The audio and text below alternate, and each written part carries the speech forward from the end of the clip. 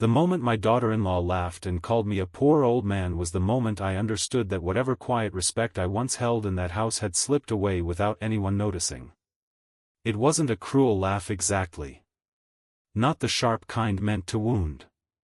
It was lighter than that, almost casual, the sort of laugh people make when they believe a truth is so obvious it hardly needs defending. But it still landed hard. I remember the room the way old men remember storms, every small detail etched into the air. The living room lamp cast that warm yellow circle of light over the coffee table, catching the rim of my glasses and the faint wrinkles in the newspaper folded beside me. Outside the front window, a pair of headlights slid past on the quiet suburban street, followed by the soft hush of tires against pavement. Somewhere in the kitchen a dish clinked gently against another as my son set it down to dry. It was early autumn of 2003, I believe. One of those evenings when the air cools just enough to make the house feel cozy. The kind of night where families usually settle into easy conversation. That wasn't quite the atmosphere we had. My son, David, sat forward on the couch with his elbows on his knees, fingers laced together like he was trying to hold something steady that kept wanting to slip. Across from him, his wife, Melissa, perched upright in the armchair near the lamp. A stack of papers rested on the kitchen counter behind her, bank envelopes, folders, the usual quiet evidence of grown-up life. Bills.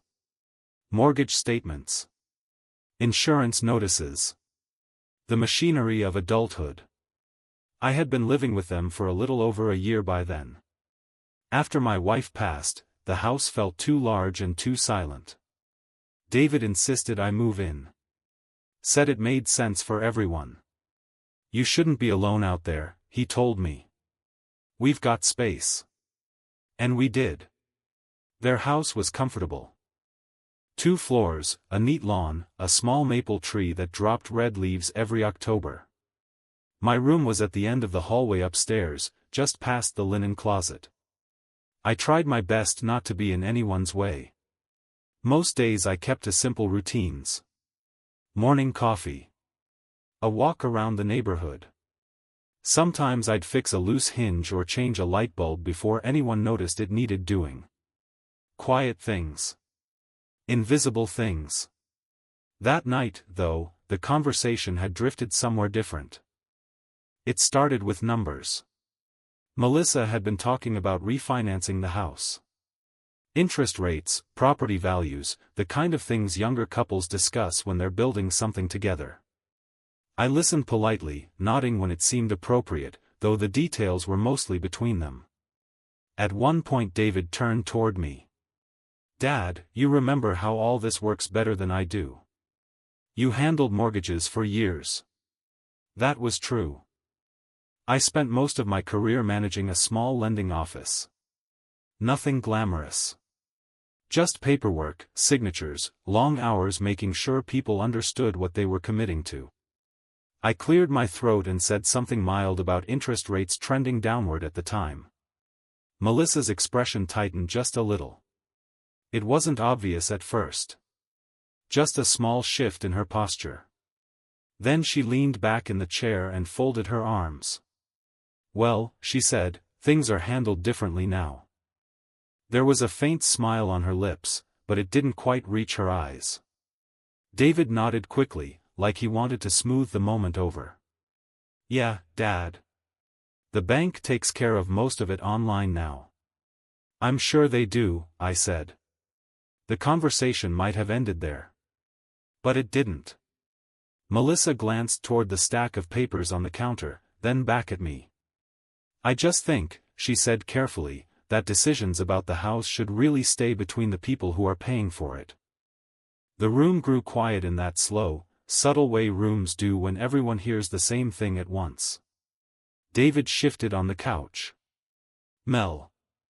I'm just being honest, she continued, lifting one shoulder slightly. Her voice wasn't raised. It was calm, almost businesslike. You've been helpful, of course, she added, turning toward me.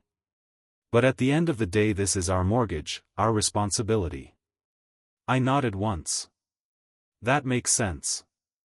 But she didn't stop there. She gave that little laugh then.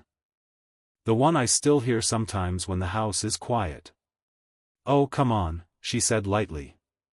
Let's not pretend this is a group project. With all respect, you're just a poor old man living with us now. You shouldn't have to worry about these things. David's head turned toward her so quickly his glasses slid slightly down his nose. Melissa. What? She said, spreading her hands. It's not an insult. It's just the reality of the situation. No one spoke for a moment. Outside, another car passed slowly down the street. The low rumble of the engine drifted through the walls like distant thunder. I remember noticing the faint smell of dish soap in the air. And the quiet hum of the refrigerator from the kitchen. Little sounds you only hear when conversation stops completely. David rubbed the back of his neck. You didn't have to say it like that. Melissa sighed, leaning forward slightly. I'm not trying to be mean. But boundaries matter. We've been talking about this house for weeks and suddenly it feels like we're asking for approval. Her eyes flicked toward me again. You don't contribute to the mortgage, Harold. That's just a fact. She said it plainly. Like someone reading numbers from a receipt. David opened his mouth to speak again, but nothing came out. I sat there in my chair, hands folded loosely in my lap. Old men learn something over the years that younger people rarely understand. Not every moment requires an answer. Sometimes silence is the only dignified place to stand. So I said nothing. Melissa waited a moment, perhaps expecting an argument or at least a protest. When none came, she shifted in her seat and picked up the stack of papers from the counter. Well, she said briskly, we've already signed everything anyway. The bank confirmed the mortgage last month. She tapped the top envelope lightly. So the house is completely under control. David looked tired now. Let's just drop it. Melissa shrugged. Fine. The conversation dissolved after that. Chairs shifted. The television flickered on quietly in the background. Melissa carried the paperwork upstairs, heels clicking softly on the hardwood steps. David sat beside me for a few minutes without speaking. Finally he said, she didn't mean it the way it sounded. I gave a small smile. Of course she didn't. After a while he went upstairs too. The house settled into its nighttime rhythm. The dishwasher started its low mechanical hum. The hallway light clicked off. The maple tree outside scratched gently against the siding when the wind picked up. I stayed in the living room a little longer. The lamp still cast that warm pool of light across the coffee table. Eventually I stood up and walked into the kitchen. The counter was clean except for one small thing. A single folder had been left behind. Inside were copies of mortgage statements, payment schedules, and a familiar sheet of paper I hadn't seen in a long time. I didn't open it. I simply rested my hand on the folder for a moment. Then I placed it back exactly where it had been. Upstairs, the house grew quiet. I went to my room, folded my clothes over the chair by the window, and sat on the edge of the bed for a while listening to the faint sounds of traffic far down the road. Sleep came slowly that night. But when morning finally arrived, the sunlight slipping through the blinds carried with it something no one in that house, not even me, had expected. Because just after 8 o'clock, while the coffee maker sputtered to life in the kitchen, Melissa's phone began to vibrate on the countertop with a call from the bank. The phone kept vibrating for a few seconds before Melissa noticed it. Morning light had already begun slipping through the blinds, laying thin stripes of pale gold across the kitchen counter.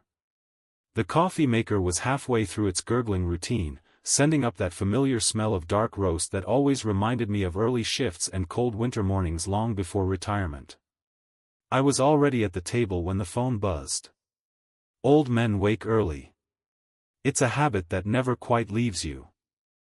I had been sitting there quietly with my mug, watching the steam curl upward while the neighborhood slowly stretched itself awake. A garbage truck clanged somewhere down the street.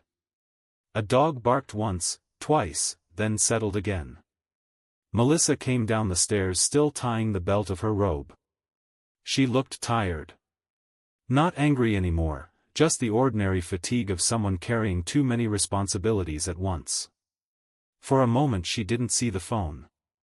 She walked straight to the sink, turned on the faucet, and rinsed a glass from the night before. The phone buzzed again. She glanced down. Her brow creased slightly. "Unknown number," she muttered. Normally people ignore those calls. But something, maybe the persistence of the vibration, made her answer. "Hello?" There was a pause. Her posture straightened just a little. "Yes, this is Melissa Carter." Another pause. "I didn't mean to listen, but kitchens aren't large places, and voices travel easily in morning quiet." "Oh," she said. "Yes, that's correct." Her eyes moved to the stack of envelopes still resting near the toaster. "Yes, we refinanced recently." Another silence followed, longer this time. The kind where you can hear the faint hum of electricity inside the walls. Then Melissa frowned. "I'm sorry, what?" Her voice had changed. Just slightly. It wasn't panic. Not yet. But something inside the conversation had shifted direction. David came down the stairs halfway through that moment, still buttoning his shirt. "What's going on?" he asked softly. Melissa held up a finger without looking at him. "Yes," she said into the phone slowly. "That's the property address." Another pause. The coffee maker clicked off behind her. She turned slightly, resting her hand against the counter like someone steadying themselves while reading a difficult sentence. "No, that can't be right." David's expression sharpened. "What's wrong?" Melissa shook her head faintly while listening. Her voice lowered. "But the mortgage was approved. We signed everything last month." The person on the other end of the line must have been explaining something complicated, because she didn't interrupt again for nearly 30 seconds. Her eyes moved slowly across the kitchen as if she were seeing it from a new angle. The cabinets. The window. The folder still resting on the counter. Finally she spoke again. "Yes. I understand that." A breath. "So the bank contacted us because..." She stopped. Listened. Then repeated quietly. "Because the original agreement is still active." David stepped closer. "What agreement?" Melissa covered the phone with her hand for a moment. "They're talking about some kind of older arrangement tied to the property." David frowned. "That doesn't make sense. We bought the house 3 years ago." Melissa didn't answer him right away. She was listening again. Her voice returned slowly. "Yes. Harold Carter." The room seemed to grow very still. I kept my eyes on the coffee in my mug. "Yes," she continued, "that's my father-in-law." Another pause. Then the words came softer. "Oh." A long silence followed. Not the ordinary kind. The kind where someone on the other end of the line is explaining something that rearranges the furniture inside your understanding of the past. Melissa lowered herself into the chair across from me. David leaned forward. "What are they saying?"